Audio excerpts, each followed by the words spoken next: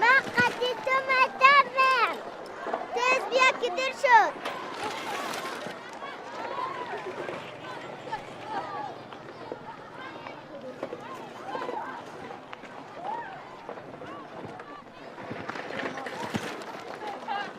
وقتی تیز بیا که مرا معلم یک لنگا استاپ میکنه.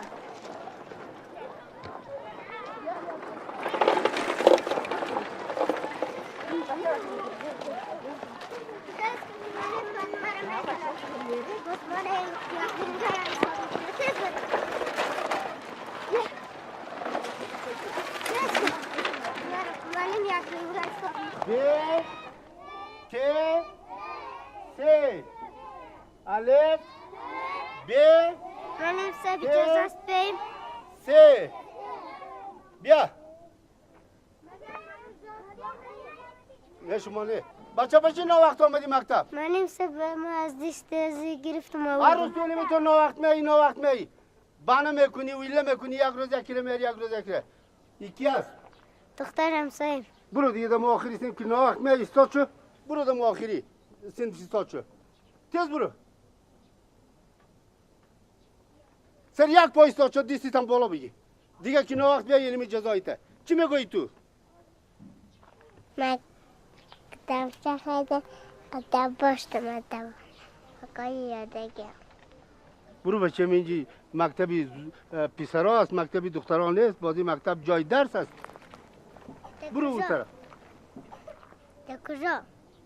اون طرفی دریا همی دریا شو برو او آخری ازی مکتبی دخترا است بازمونجی تو رو شامل میکنه تو اینجی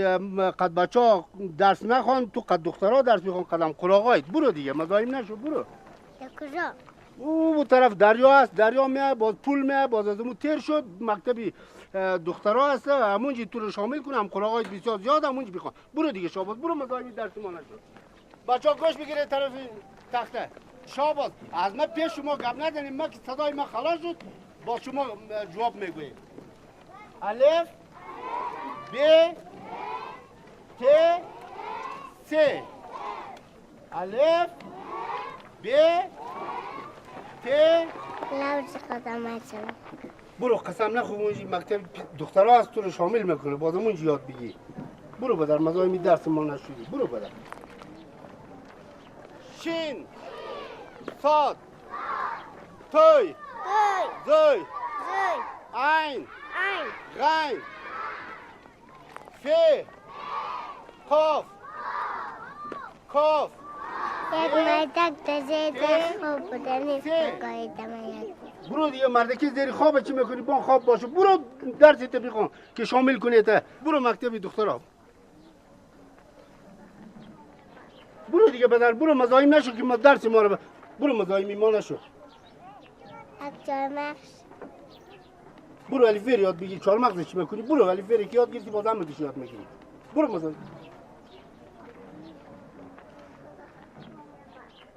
ز سین سین شین شین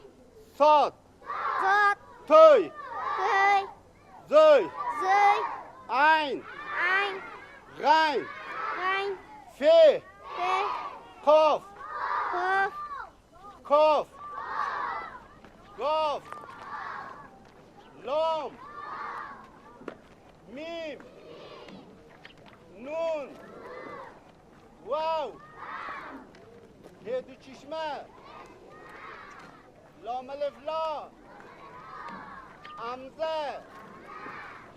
یا به نام خدا